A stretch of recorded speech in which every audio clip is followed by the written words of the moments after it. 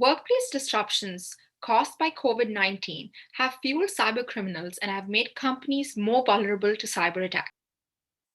Remote work has added new risks that companies haven't had to think of before. Hi, I'm Karen Carda, and today I have with me Derek Loya, CEO of ProLink, Canada's premium insurance broker, to talk to us today about the importance of being cyber aware. Hi, Derek. Glad to have you here with me today. Hey, it's my pleasure, Karen. I'm really happy to participate.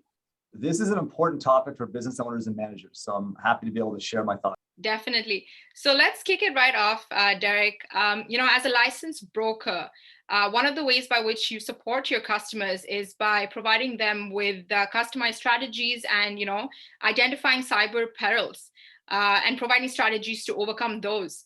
So in your experience, what are the biggest risks to data security while working remotely?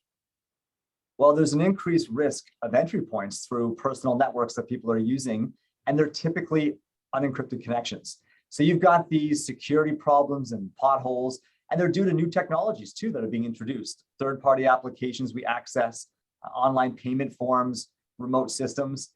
Since the start of the pandemic, one of the big problems has really been Microsoft's remote desktop protocol. The RDP is the acronym people use all the time. And it's been a popular solution to enable employees to remotely access all their Microsoft Windows workstations. And we use it, our firm uses it too every day.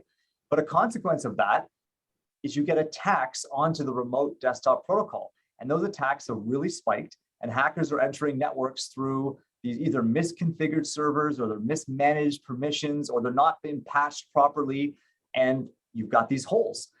A lot of it really comes down, Karen, to human errors and really simple distractions. And it means that employees are really more likely, when they're even at home, to fall into these phishing attack problems. So that means employees are too quick to open an email on their phone or on their tablet. And then there's going to be a lower level of cyber vigilance that can be eroded when you're working in a remote environment from home, not concentrating. You don't have to maybe have an IT person near you and talking with you. And because of that, there's a greater likelihood of clicking on the wrong link. And we have to also recognize that the criminals are being much more sophisticated to trick employees to click on malicious links. They are doing a lot more on impersonating people, and they're spending time inside of networks to try to watch the way people respond. And so things like electronic fund transfers, even fraudulent bank account transfers happening on a very regular basis for very seasoned, experienced accounting professionals, as an example. Right. And I mean, we all believe that cyber safety starts with leaders, right? So what can managers and business owners do on their behalf to safeguard employees from falling prey to cyber criminals? Well, you're absolutely right, Karen. It definitely starts with leaders. And the business owners and their management team, they have got to prioritize data security as being a top risk for the organization, which means then you focus on it. It's not just the IT department that has to worry about this. And it starts with building a really cyber aware workforce through very specific education that is tailored and geared to cyber hygiene and protection and protocols, and constantly updating your employees on vulnerability so they're aware of things that are happening around them. And really, IT does have to enforce things like strong password policies. I think that's something that most people now completely understand, and it's something that most organizations are enforcing. You also have to manage people's personal devices. The other challenge, of course, is IT reviewing and monitoring the software. And sometimes, like as I mentioned before, some of these software applications have security loops and holes in them that are being extorted by the criminals.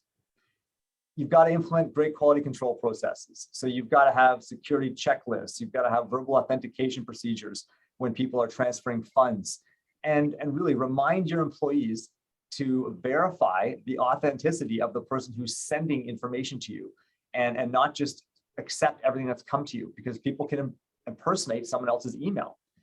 And then there's even things like documentation handling. People are getting sensitive documents, and it could be on a Word document, a PDF, but they're sending these documents around and sending it through their Gmail account or through Dropbox, and these things are often not secure. So it's a long list, it's daunting, but it really is something the leader has to prioritize. Right. And lastly, Derek, why is it important for leaders to be cyber aware? and to educate their teams about the pitfall of data breaches? Look, workloads and the stress levels, we all know they've been really high for leaders and their employees throughout the pandemic. People are working at a very high pace. They are working with children at home. They are working really long hours, even though they may not have a commute anymore. And so if you think about how disruptive a ransomware attack or threat of sensitive information would be on the work environment, not just for the management team and the owners, but just for the employees. They can't access any information. They can't respond to clients. They can't respond internally to their people. That adds a whole new level of stress. So I think it's important that the leaders try to put sort of all the dots together for their employees to help them understand just how disruptive this will be. And then, of course, you have the financial impact. The financial impact of a data breach or a ransomware attack could be catastrophic for a small or mid-sized company.